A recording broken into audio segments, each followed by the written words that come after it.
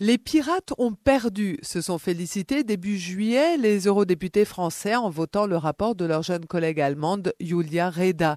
Cette élue du parti pirate qui souhaitait profiter de la réforme du droit d'auteur pour, je cite, promouvoir la créativité et débloquer un marché pan-européen de la culture, a dû mettre beaucoup d'eau dans son vin, ce dont se félicite Virginie Rosière du groupe des socialistes et démocrates. Oui, c'est l'argument qui est avancé de dire que la culture doit être largement accessible, mais d'une part pour accéder à la culture, il faut que la culture existe, il faut que des artistes créent les œuvres, et pour ça, il faut qu'ils puissent vivre de leur travail.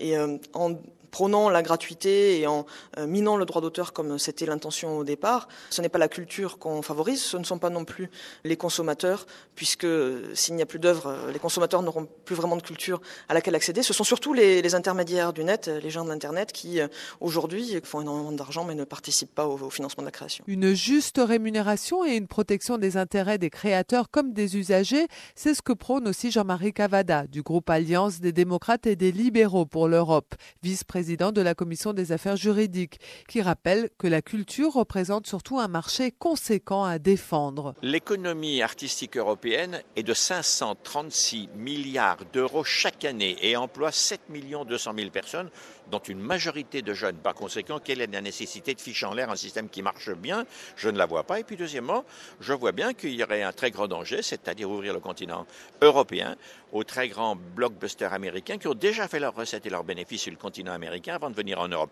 En fait, on est un peu dans la situation des pays du Golfe entre les deux guerres mondiales. On a le pétrole, mais on n'a pas les extracteurs, on n'a pas les navires, on n'a pas les tuyaux, on n'a pas le raffinage et on n'a pas la distribution. Bien, on doit vendre très cher notre matière grise dont ils ont besoin pour faire leur commerce. Quant à Julia Reda, elle n'a rien perdu de son optimisme. Bien